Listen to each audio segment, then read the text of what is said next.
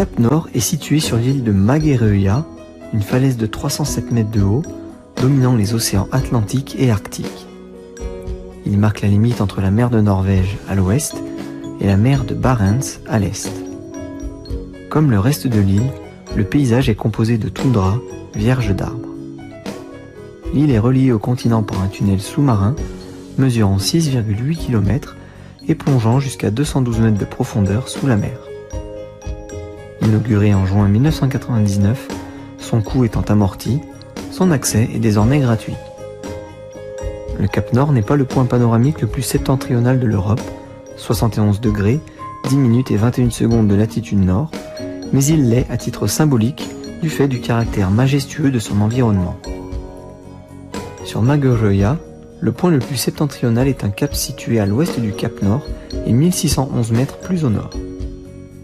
Il est cependant d'une altitude moins élevée et ne présente pas un caractère aussi majestueux. Le fameux globe terrestre, qui trône au sommet du promontoire, a été installé en 1978. Au Cap Nord, le soleil de minuit est visible du 13 mai au 29 juillet.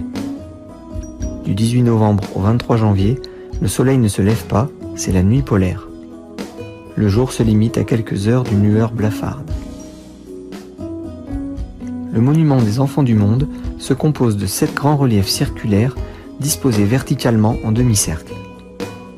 En face d'eux se trouve un groupe sculptural représentant une mère et son enfant, composé d'une figure féminine et d'un petit garçon qui montre les reliefs avec son bras gauche.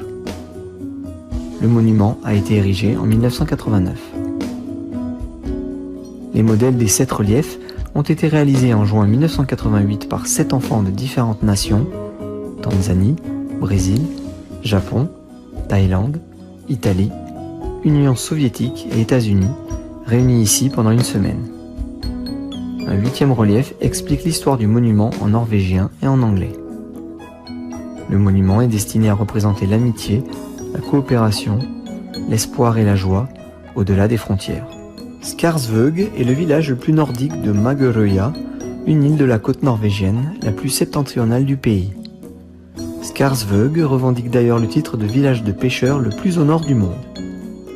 Situé à 14 km au sud-est du Cap Nord, à vol d'oiseau, il est l'un des principaux ports de pêche du crabe royal. Skarsvøg compte environ 60 habitants. Le crabe royal est une espèce venant du Pacifique, introduite en mer de Barents par les Russes dans les années 1960. Le crabe royal tire son nom de son sang bleu, comme la couleur du sang des rois et non pas de sa taille. Le crabe royal se nourrit d'escargots de mer, d'organismes vivants sur les fonds de mer et même de poissons. Il peut peser jusqu'à 15 kg et son envergure peut atteindre 2 mètres. Il vit à des profondeurs de 5 à 400 mètres selon la saison.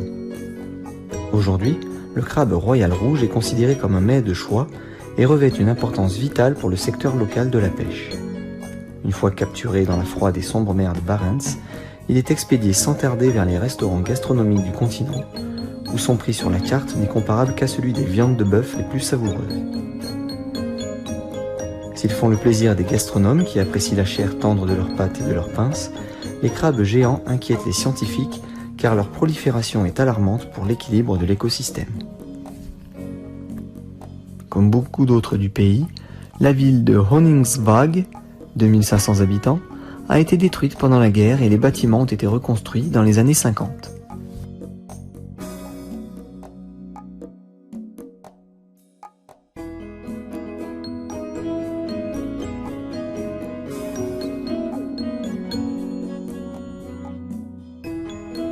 Au XIXe siècle, il n'existait pas encore de liaison routière dans le nord de la Norvège du fait des contraintes géographiques, de la rudesse du climat et de la très faible densité de population.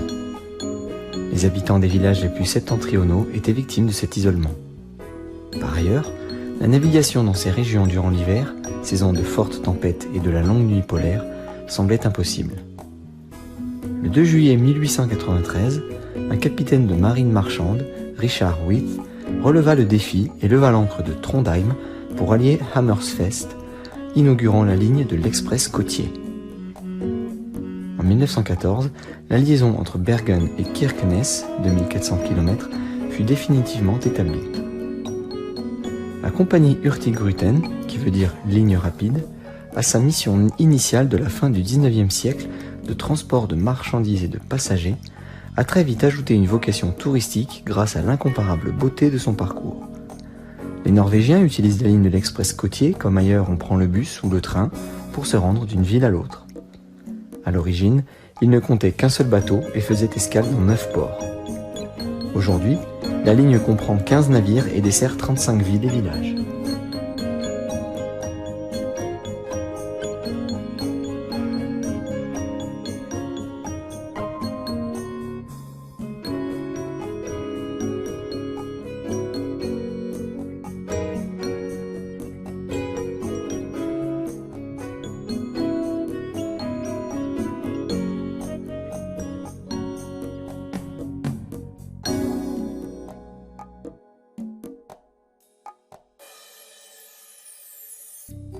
À l'aire de repos de Nesseby, cette église, construite en 1858, est l'une des rares églises du Finnmark à avoir survécu aux ravages de la Seconde Guerre mondiale.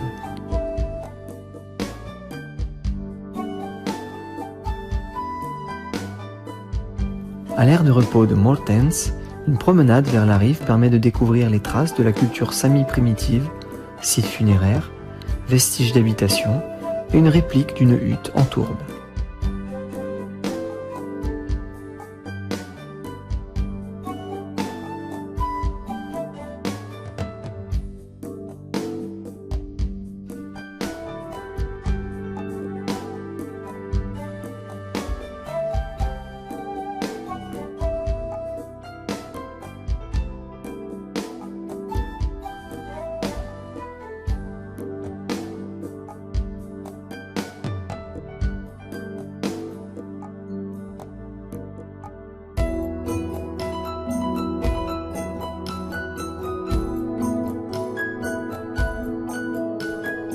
La 18e et dernière route panoramique, 160 km, ou route panoramique Varanger, dévoile un environnement naturel plein de contrastes.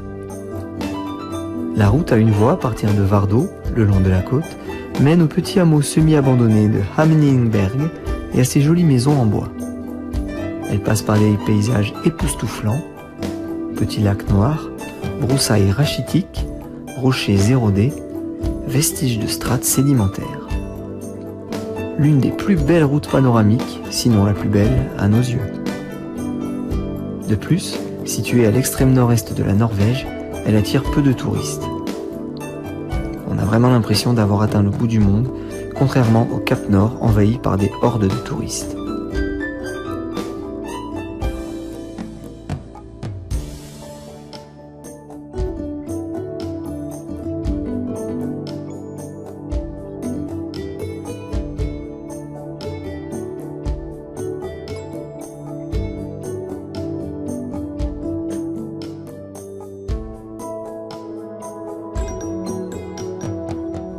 Grâce à son isolement, Hamningberg a échappé aux destructions de la débâcle allemande à la fin de la Seconde Guerre mondiale.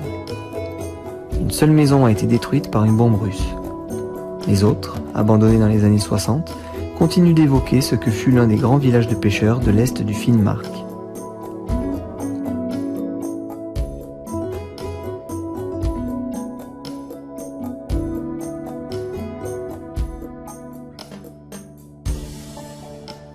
Entre 1621 et 1692, 91 personnes de Vardø furent accusées de sorcellerie et brûlées vives.